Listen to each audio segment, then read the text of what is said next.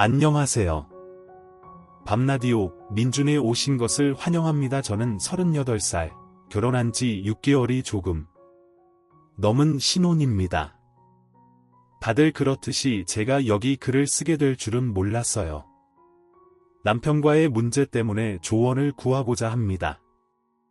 남편과 저는 바닥도 좁고 한 다리 건너면 다 아는 분야에서 같은 일을 하고 있습니다. 다만 회사는 서로 다릅니다. 하지만 일 때문에 공통으로 아는 사람들이 많습니다. 참고로 남편은 작년 12월 예식장을 잡은 후 현재의 사무실에 입사했습니다. 지지난 주말 남편과 오랜만에 데이트를 했는데 이탈리아 음식점에서였어요. 평소에 음식 사진을 잘 안 찍던 사람이 갑자기 사진을 찍길래 생각해보니 올해 초부터 그러더군요. 그러더니 그 사진을 카톡 단톡방에 올리길래 나도 보자 하면서 봤죠. 신혼이라 달콤하네요. 좋으시겠어요? 저는 야근입니다. 이런 답변들이 달리더군요. 단톡방을 닫으면 대화방 리스트가 쭉 뜨잖아요. 단톡방 바로 밑에 남편 사무실 여자애 대화방이 있더군요. 그 아이는 성격도 좋고 예쁘고 센스도 있어서 이런 말 하기 좀 그렇지만 젊은 시절에 저를 보는 것 같다 애정이 가던 아이였습니다. 물론 얼굴도 봤고 남편이랑 친한 것도 알고 있었어요. 신경이 안 쓰였다면 거짓말이겠지만 그래도 별일 없겠지 싶었어요. 단톡방에 그 아이가 있는데 남편이 따로 사진을 보냈더군요. 좀 이상하다 싶었지만 오랜만에 데이트였기 때문에 그냥 얘한테도 보냈어. 무슨 얘기해? 하면서 대충 사진만 넘겨보고 말았습니다. 웃긴 사진, 서로 키우는 동물 사진 이런 것들을 보냈더군요. 우리 집도 고양이를 키우고 그 여자애도 고양이를 키우기 때문에 그 때문에 친해진 건 알고 있었습니다. 그 다음 날은 일요일 낮이었는데요. 남편의 핸드폰이 필요해졌습니다. 낮잠 자는 남편에게 핸드폰 좀 쓰겠다고 말했고 남편은 비몽사몽간에 그러라고 했어요. 그래서 저는 남편 핸드폰을 열었죠. 그런데 갑자기 그 여자의 카톡방을 보고 싶다는 생각이 들었습니다. 남편이 그 여자에게 친구와 호텔 간다더니 잘 도착했니라며 말을 걸고 여자애는 잘 받아주고 위로 올려봤더니 남편이 그 여자에게 덕분에 영화 잘 봤다라는 표현도 있고요. 다 읽어보기도 귀찮아서 스크롤을 쭉쭉 올려봤더니 사소한 대화들이 엄청 많았습니다. 서로 술집에 안주를 찍어 보내고 2차에 합류하자. 어제 잘 들어갔니? 오늘 점심 같이 먹을래? 오늘 같이 해장할까? 밀푀유 먹으러 갈래? 등등 제가 줬던 웃긴 자료들까지 제가 추천했던 맛집까지 그 아이에게 다 전달되고 있었습니다. 저는 밀푀유 한 번도 못 먹어봤습니다. 남편을 깨웠습니다. 이 여자아이와의 카톡, 이거 뭐냐고 했더니 대번에 아무것도 아니야라며 짜증을 내더군요. 두 가지만 물었습니다. 내가 너희의 카톡을 남들에게 보여줘도 떳떳하냐? 내가 너처럼 하고 다니면 너는 괜찮겠냐? 였습니다. 고민도 안 하고 나오는 대답은 괜찮다 였습니다. 영화는 뭐냐고 물었더니 여러 사람이랑 같이 봤다고 합니다. 지금 남편은 제가 그건 잘못 들은 거고 여러 사람들과 약속이 파투되어 그 여자애랑 시간이 남아서 그냥 본 거라고 주장합니다. 결론은 둘이 본 거였죠? 저 바보 아니고 오히려 인간관계와 관련해서는 영민한 편에 속합니다. 여자치고는 담력도 있고 말발도 좋습니다. 또 제가 있는 분야는 영업은 아니지만 정말 사람들을 많이 만나는 일이라 내용 파악도 잘합니다. 물론 남편도 그러합니다. 그래서 문제가 이렇게 커졌겠죠. 하여튼 딱 느낌이 왔습니다. 불륜이나 바람은 아니지만 애들 호감이구나. 주위에 그런 사람들 많고 저도 처녀 때 그냥 연락을 씹어버리긴 했지만 유부남들의 연락을 많이 받아본 적도 있습니다. 불륜으로 가기 전에 길목에서 이들을 잡아 다행이라는 생각과 함께 내 남편이 다른 여자에게 조금이라도 마음이 있었다는 배신감이 들었습니다. 어릴 때 잘못해서 부모님께 맞을 때도 그렇게 서럽게 울지 않았던 것 같습니다. 정말 미친 여자처럼 펑펑 울었습니다. 한참 울고 나니 남편이 와서 말하더군요. 내가 그렇게 기분 나쁜 거 이해해. 하지만 자기는 잘못한 게 없고 떳떳하다고 합니다. 나가달라니까 버티다가 제가 그 여자한테 전화해서 쌍욕하기 전에 나가라고 하니 어쩔 수 없다는 듯 천천히 샤워하고 그날은 아예 회사로 갈 준비를 하더라고요.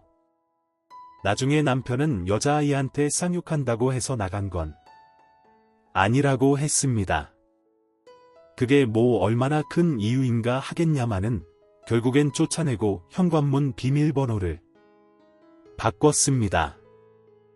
나가면서 힘들게 하려고 지갑 내놓으라고 해서 카드를 압수하려고 하니 카드가 너무 많더군요. 그냥 2개만 일단 뺏고 내쫓았습니다. 사실 이때까지만 해도 저는 이렇게 장기화들이라고는 생각하지 않았습니다. 그날 새벽에 문자가 왔더군요. 자기는 지금 사무실에 있고 나는 떳떳하지만 행동은 경솔했다고. 내가 기분 나쁜 거 이해해.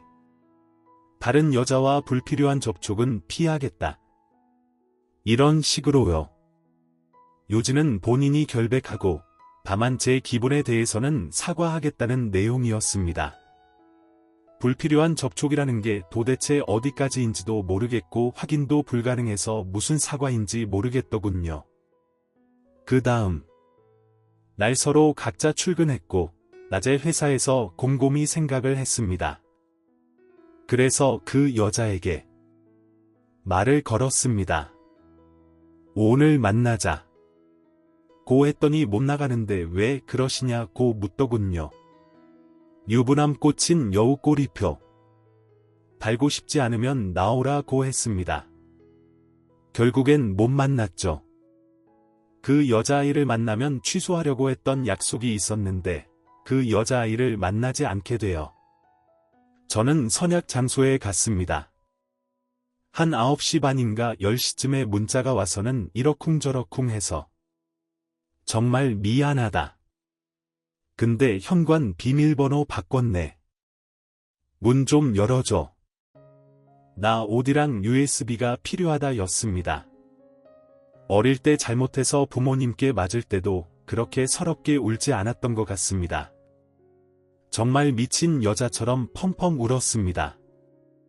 한참 울고 나니 남편이 와서 말하더군요. 내가 그렇게 기분 나쁜 거 이해해. 하지만 자기는 잘못한 게 없고 떳떳하다고 합니다. 나가달라니까 버티다가 제가 그 여자한테 전화해서 쌍욕하기 전에 나가라고 하니 어쩔 수 없다는 듯 천천히 샤워하고 그날은 아예 회사로 갈 준비를 하더라고요. 나중에 남편은 여자아이한테 쌍욕한다고 해서 나간 건 아니라고 했습니다. 그게 뭐 얼마나 큰 이유인가 하겠냐마는 결국엔 쫓아내고 현관문 비밀번호를 바꿨습니다. 나가면서 힘들게 하려고 지갑 내놓으라고 해서 카드를 압수하려고 하니 카드가 너무 많더군요. 그냥 2개만 일단 뺏고 내쫓았습니다. 사실 이때까지만 해도 저는 이렇게 장기화들이라고는 생각하지 않았습니다. 그날 새벽에 문자가 왔더군요. 자기는 지금 사무실에 있고 나는 떳떳하지만 행동은 경솔했다고. 내가 기분 나쁜 거 이해해. 다른 여자와 불필요한 접촉은 피하겠다. 이런 식으로요. 요지는 본인이 결백하고 다만 제 기분에 대해서는 사과하겠다는 내용이었습니다. 불필요한 접촉이라는 게 도대체 어디까지인지도 모르겠고 확인도 불가능해서 무슨 사과인지 모르겠더군요. 그 다음 날 서로 각자 출근했고 낮에 회사에서 곰곰이 생각을 했습니다. 그래서 그 여자에게 말을 걸었습니다. 오늘 만나자. 고 했더니 못 나가는데 왜 그러시냐고 묻더군요. 유부남 꽂힌 여우 꼬리표. 달고 싶지 않으면 나오라고 했습니다. 결국엔 못 만났죠. 그 여자아이를 만나면 취소하려고 했던 약속이 있었는데 그 여자아이를 만나지 않게 되어 저는 선약 장소에 갔습니다. 한 9시 반인가 10시쯤에 문자가 와서는 이러쿵저러쿵 해서 정말 미안하다. 근데 현관 비밀번호 바꿨네. 문 좀 열어줘. 나 옷이랑 USB가 필요하다 였습니다. 여자아이가 다른 여자 얘기를 하면서 예쁘다고 하니까 남편이 넌 단아하게 예쁘다 이러는데 어이가 없더군요. 영화도 둘이 본 게 확실하더군요. 그 여자애와 남편이 끼는 술자리가 파토나자 여자애는 혼자 영화를 보고 간다고 했고 남편은 나도 볼래 하면서 영화를 골랐더군요.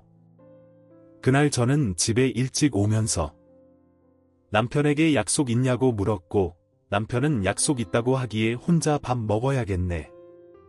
잘 놀다 와라고 했더니 남편이 집에 일찍 왔길래 술 많이 안 마셨나 봐 이랬더니 응 하던 그날이 또렷이 기억납니다.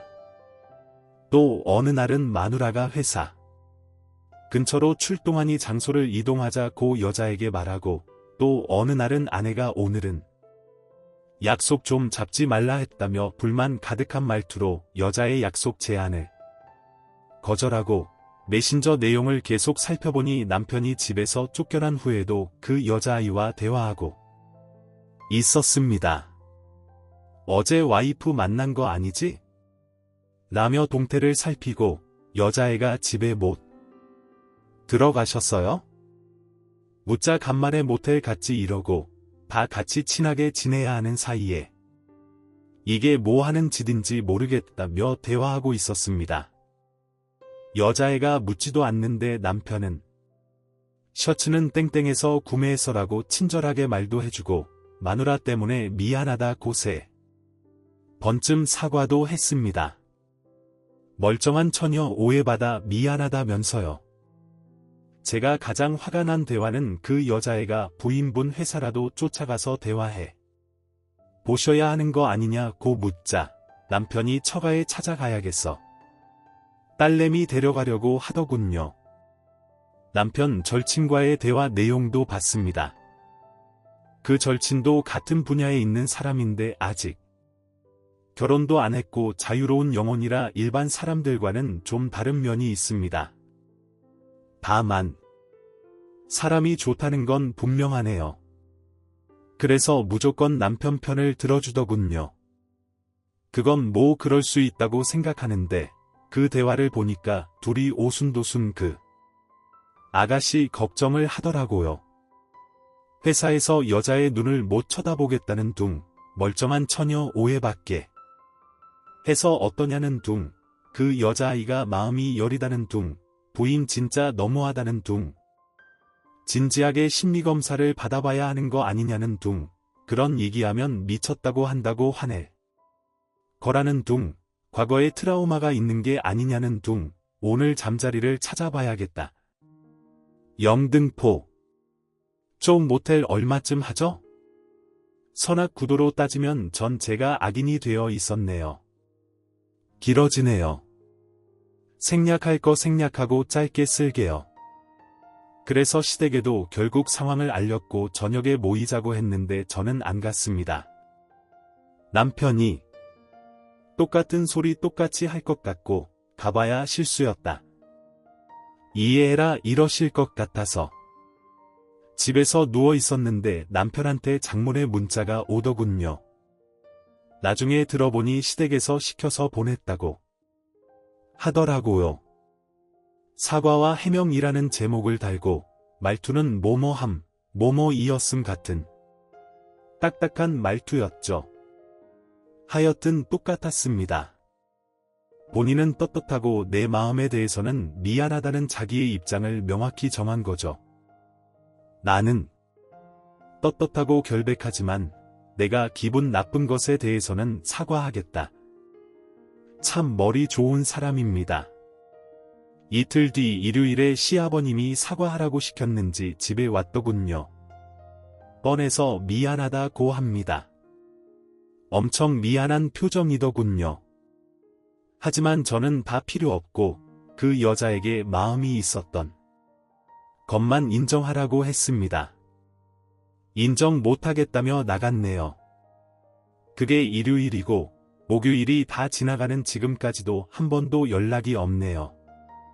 이 글을 읽으시는 분들이 저를 어떻게 보실지는 모르겠지만 연락을 하고 안 하고가 중요한 게 아니라 본인이 그런 잘못을 했다는 것을 저에게 솔직히 이야기하길 바랐습니다.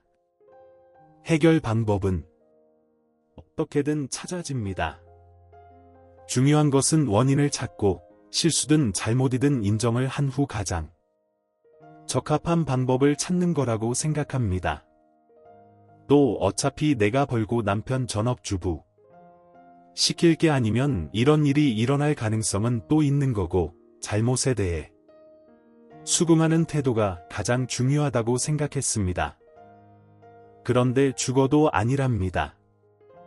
그냥 친해서 영화 본 거고 그냥 친해서 술 마시고 사진 보내고 친해서 2차에서 만나고 친해서 맛있는 거 먹으러 가자고 한 거랍니다. 그 여자애랑 단둘이 만난 건 영화 본 것밖에 없고 다들 다른 사람이 끼어 있었다고 합니다. 자기는 그 여자애한테 소개팅을 제안할 정도로 아무 사이가 아니라고 합니다. 소개팅 같은 소리 하네요. 여자분들은 이 얘기가 얼마나 황당한 핑계인지 아실 거라고 생각합니다. 메신저로 언제 얘기했는지도 기억이 안 날 정도로 아무렇지도 않게 이야기한 걸 가지고 늘어지냐고 말하는 사람이었습니다. 제 남편이요. 제가 추천한 맛집도 자기는 너무 매워서 다시는 먹고 싶지 않다고 했던 사람이 그 여자애가 매운 걸 좋아하니까 한번 가자 이래서 다른 사람들과 같이 갔었대요. 여러 사람 같이 간 거래요. 둘이 만난 거 영화 한 번 본 게 끝이라고 하네요. 말은 안 했지만 업무 시간 도중에 여자애가 땡땡땡님 시간 되시면 저랑 둘이 차 한잔 하실래요? 둘이 이러면서 차를 한잔 하던데 그건 뭐죠? 저도 와인 좋아하는데 집에 한 병도 사다 놓지 않고 사무실에 몇 번 사다 놓고 그 여자에게 사람 좀 모아보라 하면서 와인 깐다고 했던 사람이네요. 그래도 단둘이 만난 거 몇 번 안 되겠죠. 그래도 그 여자애가 끼어있는 모임에는 기필코 참석했던 사람입니다. 저도 그 마음 알죠? 단둘이 만나는 거 안 될 것 같고 그래도 보고는 싶으니 많은 약속을 만들고 그 여자에게 술자리를 제안해봤던 마음이요. 지금 남편은 자기가 단둘이 만난 건 한 번이고 영화 봤다고 나한테 미리 얘기하지 않은 게 지금 천추의 한이라고 합니다. 이제 이혼하든 안 하든 지옥입니다.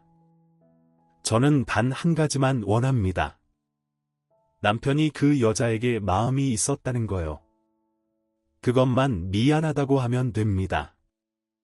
남편에게 마음은 남아있지만 현실적으로 자기 잘못도 인정하지 않는 사람과 계속 살 자신은 없습니다. 남편은 그 여자와의 대화에서 증거될 게 뭐가 있냐고 묻겠죠. 그래요. 저에게 불리하게 보면 증거는 없습니다. 다만 제가 아는 상식에서 남자가 여자에게 꼬실 때 혹은 찝쩍거릴 때 남편의 화법을 쓴다는 것 정도죠. 물론 저도 주위에 남자 사람 많습니다. 한둘이 먹을 때도 있고 여럿이 모일 때도 있죠. 그래도 안부 정도 묻는 정도이고 일이 있으면 일 때문에 회식이면 회식 때문에 만납니다. 가끔 친구 남자와도 단둘이 만나서 남자들 심리는 이러냐며 남편과 투닥거리는 하소연을 하기도 합니다. 그러므로 남녀 관계에서는 어찌 보면 관대하다 할 수 있겠죠. 다만 마음이죠. 마음이 없으면 남편과 그 여자아이처럼 저렇게 길게 지속해서 하루에도 몇 번씩 시시콜콜한 이야기들을 할 수가 없습니다. 말이 길어졌네요. 결혼하신 분들께 여쭤봅니다.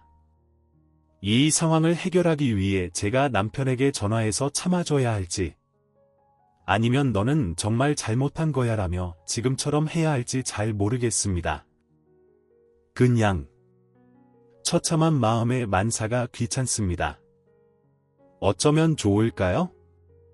솔직히 제가 왜 글을 남기는지도 저도 잘 모르겠습니다. 다만 지금은 제가 힘든 시간을 지냈다는 것을 기록하는 정도로 의미를 두려고 합니다. 나중에 어떤 방식으로 이 글이 쓰이든 간에 그간의 일을 남기긴 해야 할 것 같아요. 좀 많이 길어집니다. 그렇게 4개월이 지났습니다. 그 사이에 정말 많은 일을 겪었습니다. 남편은 자신이 잘못한 것이 없다며 2달간 집을 나가 있었습니다. 시부모님들은 결국 아들 편이더군요. 시아버님은 제 마음을 풀어주신다며 만나자고 하시더니 남자가 사회생활을 하다 보면 그럴 수 있는 거다라고 하시더군요. 저도 만만한 성격은 아니기에 조목조목 반박했더니 증거가 있냐고 하시더군요. 그래서 그 여자애와 남편이 대화한 장장 136페이지의 메신저 대화 프린트를 해서 가져다 드리겠다고 하니 결국에는 그 여자애가 결혼식 날 왔었던 게 기억나는데 애가 끼가 있어 보이더라 이렇게 마무리하시더군요. 물론 그 여자애가 개념이 없는 게 사실이긴 하지만 결국 아들 책임은 없더군요. 시어머니는 내가 알고 있는 모든 사실은 잘못 아는 거다. 내 아들이 그럴 리 없다라고 하셨고요. 나이 많은 시누이는 그 와중에 성묘 가자고 전화를 하더군요. 전화 몇 번 안 받았더니 전화 안 받으면 기분 나아지시나요? 예의는 지켜주셨으면 좋겠네요 하더군요. 진짜 예의 같은 소리 하네요. 시댁 생각하면 웃음만 나옵니다. 뭐 하여튼 시댁은 남의 편이라는 진리를 신혼 초에 빨리 알았다는 것이 그나마 다행이네요. 시댁요, 시어머니 대학도 나오셨고 시누이들 다들 유학 다녀오고 한국에서 한 자리씩 하고 계십니다. 그런데 저러더라고요. 시댁 어른들 말씀이 네가 남편을 내쫓아서 제가 저렇게 엇나가는 거 아니냐고 시댁이 되면 다들 저렇게 되는지 궁금하네요. 하여튼 자잘한 건 생략할게요. 하여튼 남편이 2손 2발 다 들고 집에 들어와서 무릎을 꿇었습니다. 네가 생각하는 포기하기 힘든 것들을 내놔라. 집 명의를 제 이름으로 돌리고 핸드폰 등 사생활을 무조건 오픈하고 술 먹지 않고 칼퇴근하면 신뢰를 부여잡아 보겠다고 했습니다. 그리고 내가 당신에게 받은 상처가 크니 한동안 추태 떨지도 모르겠다. 그거 네가 감안하고 집으로 들어와라 했더니 알겠다고 합니다.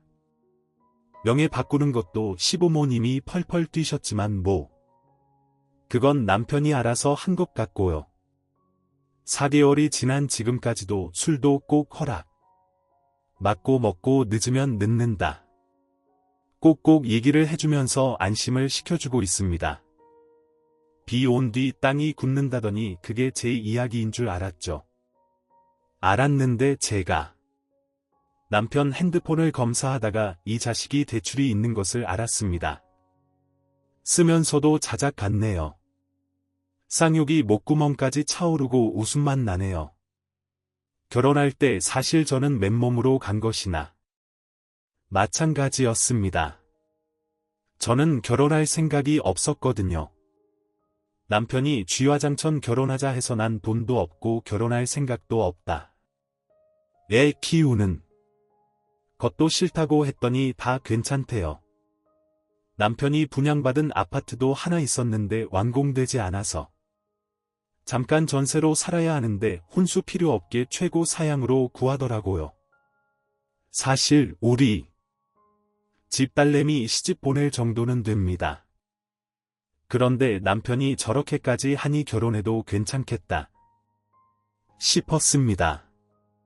연애할 때도 참 괜찮은 모습이었고 일도 같이 해본 적 있으므로 진짜 나쁜 짓 안 하리라 생각을 했죠. 하여튼 결혼할 때 남편에게 대출이 있는 것은 알았습니다. 얼마냐고 물으니 3천만 원이래요. 저도 1,000만 원 있었습니다. 좀 핑계를 대자면 남편과 제가 있는 분야는 백수. 시간이 언제든지 생길 수 있는 직군이에요. 그래서 연봉도 좀 셉니다. 하여튼 어떻게든 갚을까 했더니 용돈에서 알아서 갚자길래 탐탁지는 않았지만 알겠다고 했죠.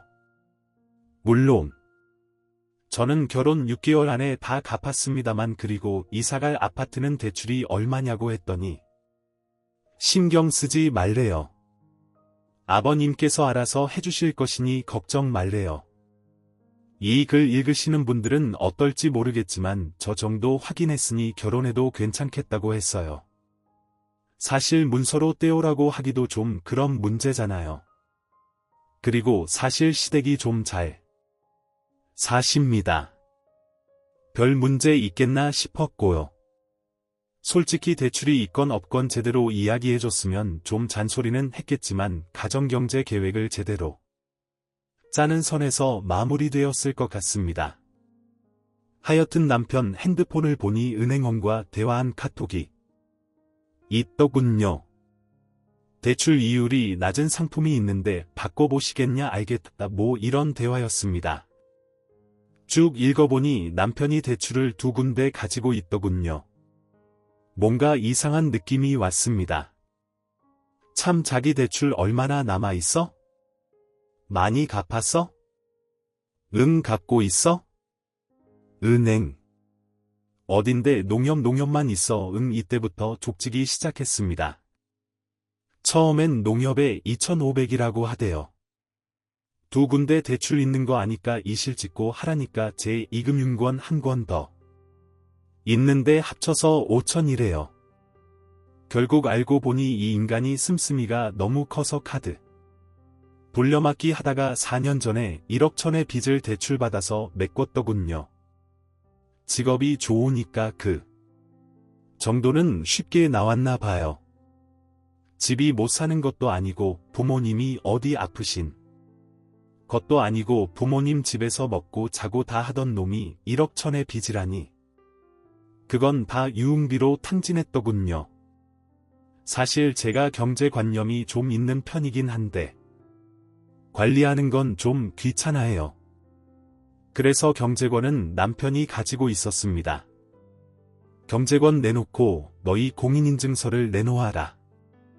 그리고 용돈 받아 생활하라고 했더니 인간적으로 그러지는 말자 이러대요. 자기 그래도 4년 동안 2천만 원이나 갚았다고 결혼 전에 몰랐냐는 분들이 계시겠지만 솔직히 몰랐습니다. 일주일에 한두 번 만나서 술이나 한잔 밥이나 한 끼 먹고 비싼 와인 좋아해도 한 달에 한두 번이겠지 했습니다. 상식적인 선에서 생각한 제 잘못일까요? 카드 명세본이 적게 쓰면 한 달에 350, 많게 쓰면 한 달에 751년 평균 따져보니 520만 원씩 썼더군요. 결혼하고 나서도요. 방 다니지 않는 건 제가 알고요. 이 자식이 비싼 와인 좋아합니다. 술 사고 사람들 만나는 것도 좋아하고 그래도 결혼하고 용돈 넉넉하게 줬습니다. 한 달에 150의 성과급이나 부수입은 너 가지라고 했으면 괜찮은 거 아닌가요? 조금만 웃을게요. 저딴 게 내 남편이었다니 깜빡 속았군요. 결혼하고 나서 자기 이름으로 들겠다는 적금도 제가 넣고 있었더라고요. 이 자식은 뭐 이렇게 똘기가 넘쳐나는지 그래서 남편 혼자만 시댁에 보냈습니다. 그리고 부모님과 상의해서 상환 계획을 세워라. 참 아파트 문제도 너 꼬라지를 보니 확인하고 넘어가야겠으니 우리 정말로 신경 안 써도 되는 건지 알아봐라 했습니다. 지금 너는 여자 문제도 일으켰고 빚에 대해서도 사기를 쳤다. 네 월급으로 어떻게 빚을 갚으려고 했는지는 모르지만 내 눈에는 부모님이 돌아가시고 유산만 기다리고 있는 불효막심한 강아지로 보인다. 지금부터 제대로 진행되지 않으면 바로 이혼 서류 접수한다. 내가 맘만 먹으면 사기 결혼으로 후성 걸 수도 있다. 쫓겨나고 싶지 않으면 시댁에 잘 다녀와라. 남편이 시댁에서 빚에 관한 이야기를 했더니 아버님이 집에서 나가라고 하셨대요. 여자 문제까지는 그렇다고 쳐도 돈 문제까지 바로 터지니까. 자기 아들이 또라이인 걸 이제는 아신 거죠? 사실 시댁에서 갚아주실 거란 기대도 안 했습니다. 처지 바꿔서 제가 부모라도 안 갚아줍니다. 다만 모 남편의 1억 천의 빚을 다 갚을 때까지 아파트 대출 이자는 내주시겠다고 했다네요. 알고 보니 아파트도 사실은 원래 부모님께서 알아서 해주시려고 했었는데 아들내미 괘씸해서 너희가 갚아라고 하셨대요. 저 같아도 시댁 어른들과 같은 선택을 했을 듯 합니다. 뭐 그건 아깝지 않습니다. 어차피 제 돈도 아니고요. 남편이 또라이 흥건한 걸 아신 시부모님과 시댁 식구들은 요새 제 눈치를 봅니다. 그리고 남편은 가지고 있던 카드 싹 다 자르고 체크카드 하나 남겼어요. 용돈을 4분의 1로 줄였고요. 지도 인간이긴 한지 그것도 감사해야 하긴 하네요. 생각보다 많이 줘서 고맙다고요. 시댁에 잘 살지 못했다면 이혼했지 싶네요. 솔직히 시댁 제사 갔더니 아버님이 와줘서 고맙다고 하시네요. 시어머니는 저한테 일도 제대로 못 시킵니다. 왜 이렇게 웃음만 나죠? 나 초월한 듯 현자 타임인가 이혼하지 왜 않냐? 너도 바보 같구나 욕하셔도 할 말은 없습니다만 글쎄요. 생각보다 이혼이 쉽지 않더라고요. 뭐 하여튼 남편은 지금은 깨금거리고 있습니다. 집에서도 시키는 건 곧 잘하고 약속한 거 꼭꼭 지키고요. 그런데 제 마음이 예전 같지는 않네요. 인생 혼자 사는 것 같아요. 남편이랑 이혼하듯 안 하듯 미련도 없고요. 그냥 사는 거예요. 애는 안 낳습니다. 원래도 생각 없었고 남편을 못 믿겠습니다. 후기 제가 욕을 엄청 먹고 있었네요. 그러려고 했던 건 아니었어요. 저도 정신력이 나가서 아무 생각도 안 나고 웃음만 나고 미치겠더라고요. 결국 이혼하기로 했습니다. 중간에 괜히 썼네요. 똥칠하면서까지 오래 살 생각도 없어요. 저더러 아파트 챙겨서 좋냐 정신 승리하네 이런 말씀을 하시더라고요. 아파트 새로 분양받은 아파트에 가기 전에 잠깐 전세 살고 있는데 그 이름을 돌렸다는 얘기였습니다. 제가 정확하게 안 썼었나 봐요. 어차피 돈의 출처가 남자 쪽이기 때문에 혹시라도 소송한다면 제가 돌려줘야 하는 돈입니다. 명예 돌려놓으면 그게 제 것이라는 생각은 왜 하셨는지 이해가 잘 안 가네요. 전 가질 생각도 없습니다. 다만 같이 살면서 남편이 사고칠 경우를 대비해 최소한의 안전핀을 걸어놓은 거죠. 이혼. 완료되는 대로 집 처분하면서 좋게 해결할 거예요. 어차피 1년도 안 살았고이. 집에서 워낙 큰일을 겪어서 집 따위 개나 주라죠. 저더러 그런 남자 세상에 풀어놓지 말고 꽉 잡고 살라는 댓글 봤는데 세상에 풀어놓게 됐네요. 사실 남편이 멍청이 짓을 많이 해서 그렇지 사람은 괜찮아요. 이런 얘기하면 또 욕 먹으려나요? 희망이 코딱지만큼이라도 있는 사람이기도 하고요. 다만 사람이 큰일을 겪고 나면 거기서 체득해서 비롯된 행동 패턴의 변화가 그게 사람을 미치게 하더라고요. 결혼해 보신 분들, 그리고 저와 같은 일을 겪어도 같이 사시는 분들은 무슨 말씀인지 아실 거예요. 후폭풍이라는 게 어마어마하더라고요. 태풍 2번 맞을 땐 걱정만 됐었는데 태풍 지나간 후에 자네 치우고 뒷정리하는 거 사람 할 짓이 못 됩니다. 그 예로는 대출금 갚기 시작하는데 피가 거꾸로 솟더라고요. 그 여자애랑 먹고 마신 돈도 내가 갚아주는구나 이 생각 조금만 웃을게요. 이젠 안 갚아줄 거지만 내 월급 조금이라도 빚 상환에 썼다는 게 기분이 별로입니다. 그래도 바로 이혼 생각 안 하고 조금 참아본 거 후회는 없어요. 혹시 정말 잘 살 수도 있었을지도 모르니까요. 나름 심사숙고한 거니까요. 결혼할 때는 왜 몰랐냐는 거 머리 좋은 남자가 작정하고 속이면 그냥 넘어가게 되더라고요. 남편 편판도 좋았고요. 다 지난 일입니다. 왜 글을 남기냐면 제가 살면서 한두 번쯤은 이혼녀 딱지 붙인 거 분명 후회할 거예요.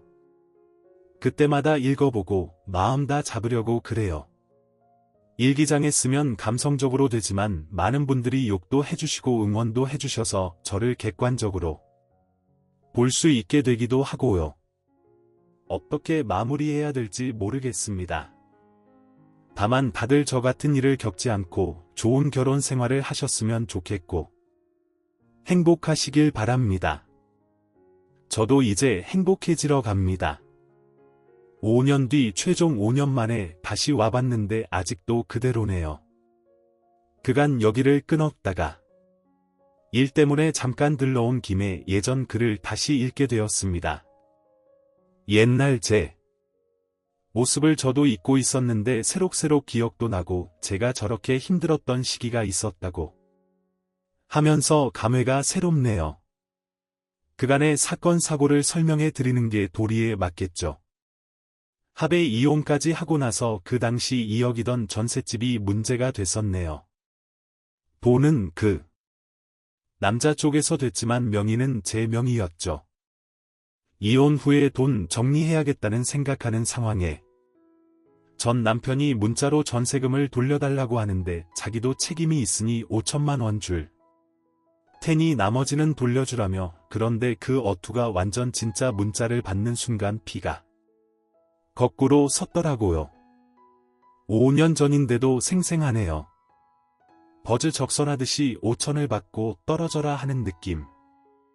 어차피 제가 전세금을 돌려주지 않으면 받을 방법도 없는 놈이 왜 저렇게 재수없게 말하는지 집 주인한테까지 연락했다고 하더라고요.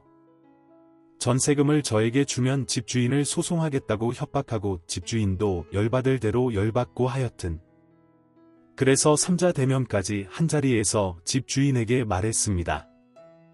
어차피 명의는 저고 그러니 저한테 주시라. 혹시 저 사람이 집주인분들께 소송하면 제가 비용과 소송 대리 다 해드리겠다고요. 공증까지 해서 드렸습니다. 그렇게 힘들게 전세금을 제가 가져왔습니다. 이대로 뺏기면 난 정말 등신이 되겠구나 싶은 생각이 들었거든요. 유책 배우자 주제에 뭐 저리 뻔뻔한지 그랬더니 돈 내놓으라고 소송을 걸더라고요. 저도 그때부터 진심으로 불타올랐습니다.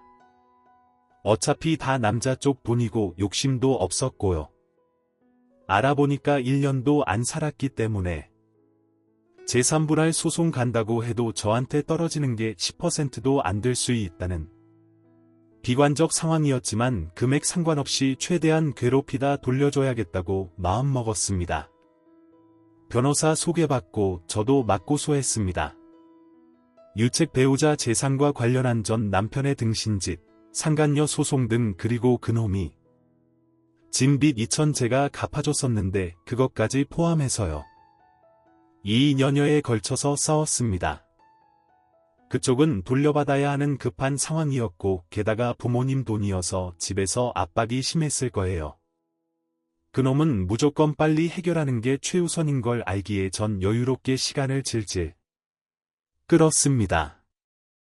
변호사님께서도 돈 많이 받아주시면 감사하지만 그거보다 재판 길게 끄는 게 더 중요하니 최대한 질질 끌어달라 말씀을 드렸습니다. 그리고 이혼은 이것저것 문제 삼지 않고 합의 이혼으로 쉽게 했는데 재판 과정에서 오히려 그 연놈들의 부정행위가 인정되는 쾌거를 이뤘습니다. 관통죄도 없어졌고 불륜 현장을 잡은 것도 아닌데 인정받을 수 있을까 저와 변호사도 긴가민가 했었는데 비록 위자료는 적지만 부정행위가 인정되었습니다.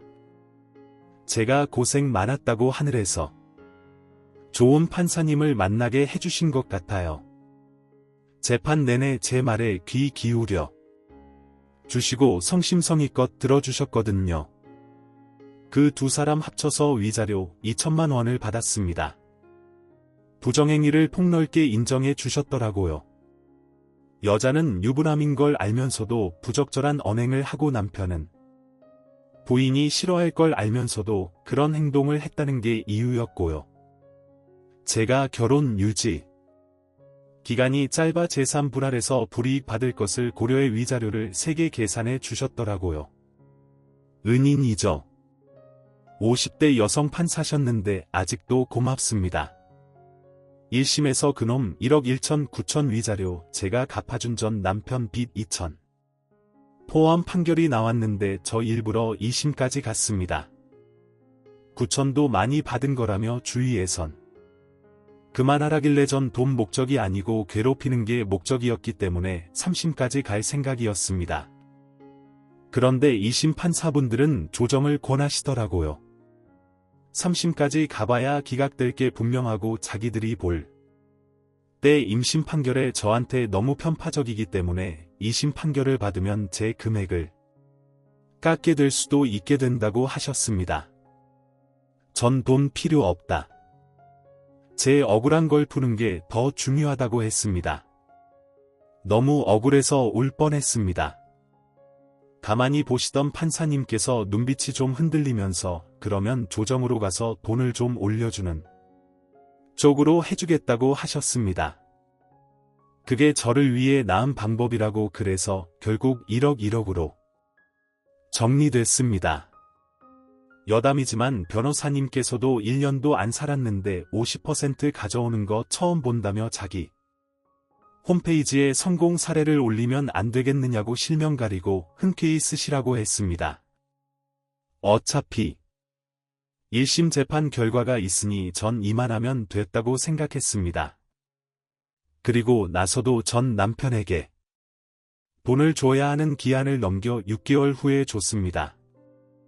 그동안 법적으로 이자가 계속 붙었습니다. 돈 달라 이자도 내놔라 닥달하길래 2판 4판으로 앉을 수도 있다는 뉘앙스 풍기면서 언제 주겠다 조용히 입 닥치고 있으라고 했더니 진짜 조용하더라고요. 제 성격 아니까 그랬겠죠. 지금 생각하면 제 스타일 아는 놈이 그런 짓을 한 게 어처구니가 없네요. 하여튼 약속한 날짜에 원금만 보내줬습니다. 전 남편은 심각한 스트레스를 받았을 거예요. 남자 부모님 성격의 진행 상황을 아들한테 아주 자주 점검하셨을 분들이라 하여튼 저는 그 돈을 미천으로 재테크 투자를 했고 주위 분들 도움으로 많은 이익을 얻었습니다. 이혼녀는 얼굴도 이쁘고 돈도 많아야 한다며 응원도 많이 받았습니다. 좋은 투자처 권해주시고 하여튼 좋은 사람들을 잘 만났습니다. 그래서 우울해하지 않고 잘 이겨냈고 기쁘고 즐겁게 살고 있었고 또 주위 분들도 이혼녀라는 것에 개의치 않고 잘 대해주셨고 경력도 딱히 문제 없었고요. 좋은 남친도 만나서 연애도 하고요. 오히려 이혼 후 잘 풀린다는 케이스가 바로 저였습니다.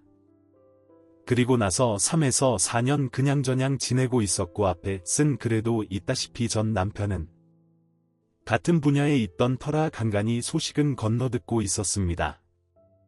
이번에 제가 좋은 회사로 이직하게 됐는데 이게 운명의 장난인지 우리 회사가 갑이고 전 남편 회사가 위린 상황이었더라고요.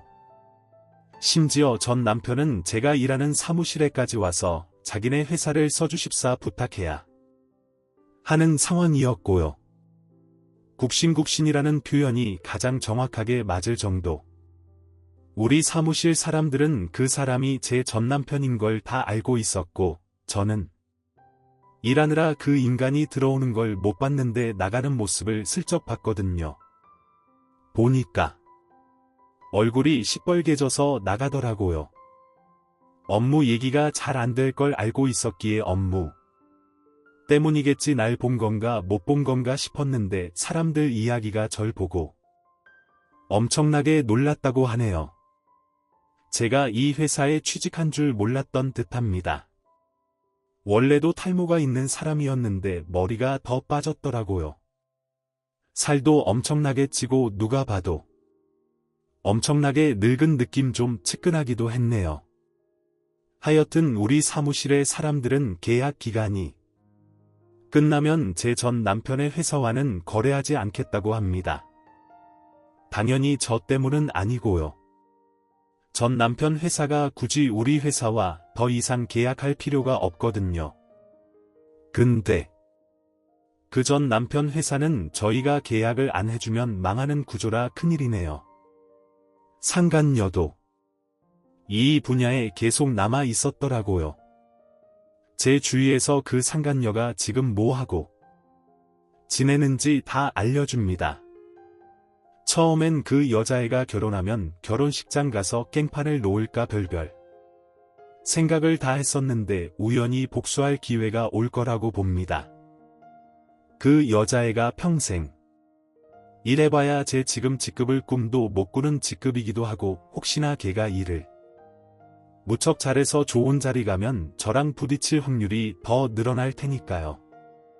조정 하부는 받지만 1심 판결문이 있으니 그 여자애가 부정행위 한 거 위자료 준 거 물론 바보 같은 전 남편이 대신 내줬지만 어차피 재판 기록이 있으니 괜찮습니다. 저한테 어둡지 않은 짓 하면 그거 어깨에 뿌려버리면 되거든요. 두 사람이 진심으로 사과했으면 이렇게까지 마음 안 먹고 처리했을 텐데 자업자득이죠. 뭐 간단하게 인사만 드려야지 했었는데 길어졌네요. 하여튼 아직은 이혼한 거 일도 후회하지 않고 살고 있습니다. 그 당시 욕도 많이 주시고 응원도 해주셔서 다들 감사했다는 말씀을 드립니다. 욕 먹으니까 정신도 차려지고 응원해 주시니 힘도 나고 그랬었거든요. 행복해지러 간다고 인사드렸는데 그렇게 맘먹고 사니까 진짜 행복해지더라고요. 그리고 제3분할 비율 말도 안 된다 소설이다 하시는데 1심에서 판결이 저에게 너무 좋게 나오니까 다들 놀랐습니다. 이렇게 나올 수 있는 거냐며 그 두 사람들도 별일 있겠냐 싶어서 이혼. 변호사 아닌 아무 변호사 썼다가 된통 당한 거고요. 걔들은 2심 가서 이혼. 변호사로 교체했더라고요. 우리 변호사님 홈피에 게시된 제 판결문도 링크해드리고 싶지만 그래도 되나 싶긴 하네요. 평촌역 이수법률사무소까지만 말씀을 드릴게요. 제3분할 관련해서는 전 남편의 분수에 맞지 않게 카드 씀씀이 기록이 있는데 반해 저는 가정 경제를 위해 노력했다는 게 인정이 됐습니다.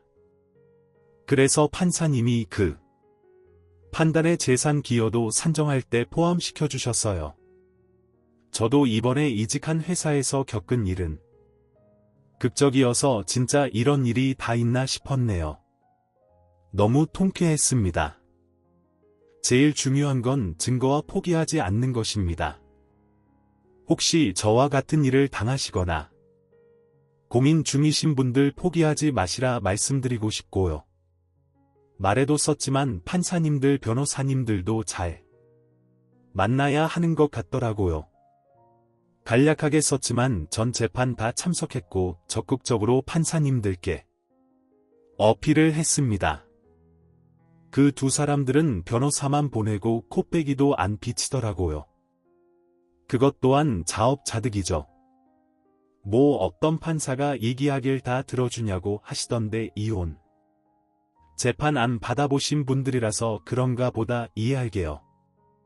저도 제가 얘기할 시간이 있을까 싶었는데 인간 사회 문제이니만큼 형사 사건처럼 인간미 없게 하지 않고 얘기할 기회를 주시더라고요. 그리고 재판은 합당한 이유가 있으면 미룰 수 있습니다. 그러니 10년씩 걸리는 소송도 있는 거죠. 그리고 전 남편 회사 망하는 구조. 못 믿으시겠다는 분들 많은데 세상에 많은 사업 구조가 있으니까요.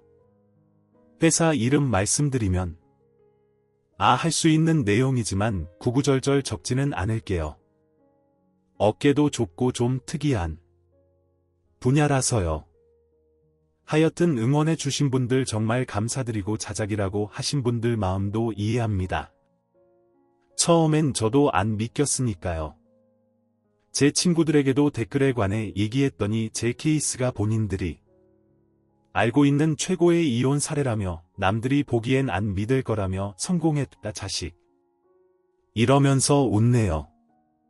너무 완벽한 끝 맞습니다. 이혼해서 잘 풀리는 케이스가 진짜 저더라고요. 모두 행복하시길 바라겠습니다. 저도 더 행복해지려고요. 긴 글을 끝까지 읽어주셔서 진심으로 감사드립니다. 여러분의 따뜻한 관심과 공감이 저에게 큰 힘이 됩니다. 삶의 모든 순간이 빛나기를